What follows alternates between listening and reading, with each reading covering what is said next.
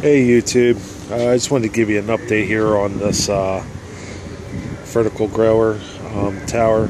I've been getting a lot of emails from everybody asking how the drip cap was made. What I'll do is I'll show you here.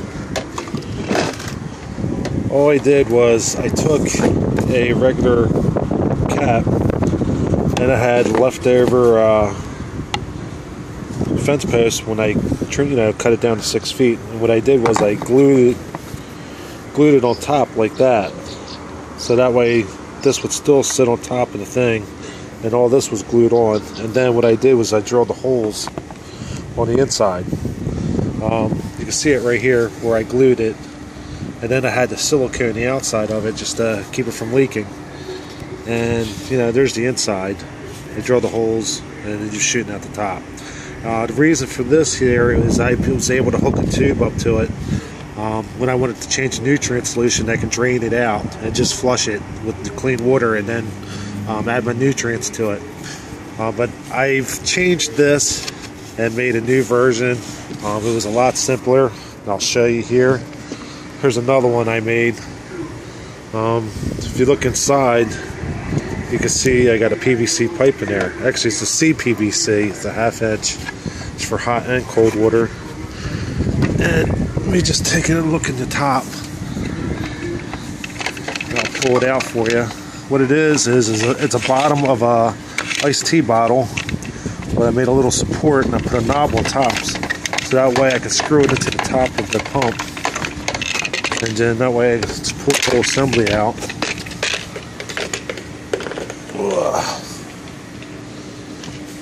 And I'll show you here what I did. On these submersible pumps, they give you a bunch of fittings. So what I did was I custom fit this one to fit inside the pipe. And I made a little brace here, so that way when you stick it in, you can center it. And it would stay still. The water would shoot out the top, hit the plastic, and then spread out. And then on the bottom here, I took the other fitting and just drilled it out, and then I stuck it on the tube and just made it a tight fit so it wouldn't spin off. So that way I can just screw this on and off whenever I needed to take the thing apart, which made it a lot easier too in the long run. And this actually works pretty good for being a little plastic bottom off of basically an iced tea bottle. I used Gold Peak. This stuff's great. I drink this all the time. So all I did was I just cut the bottom off and drilled a hole through the center, as you can see, and then just fit that tubing, or this fitting here, inside the tubing. And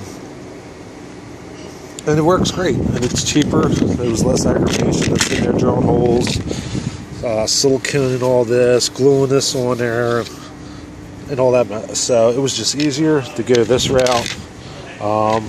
Everybody's got some kind of plastic bottle laying around, and it just works perfect.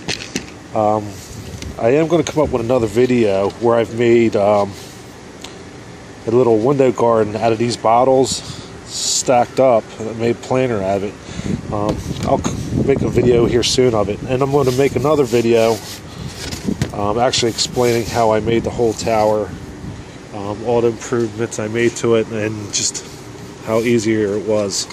On these here, I've cut these little plastic PVCs at I believe it was 5.5 inches, and it left an edge, which is what you want, because when you glue it on, it's going to sit on there like that. And the glue I used is right next to where you buy the fence post. It's just the vinyl PVC fence cement. And what I did was I made sure that I sanded the edges on this real good. They literally have to be nice and smooth.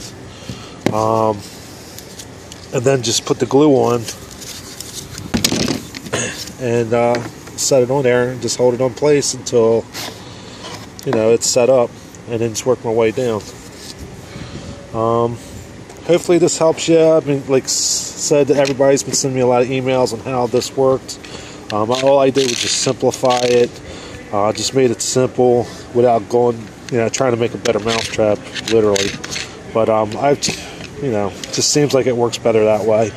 Now I've tried to use like faucet heads to aerate the water and shoot it up, but the problem was I ended up using a bigger pump and it was just defeating the purpose.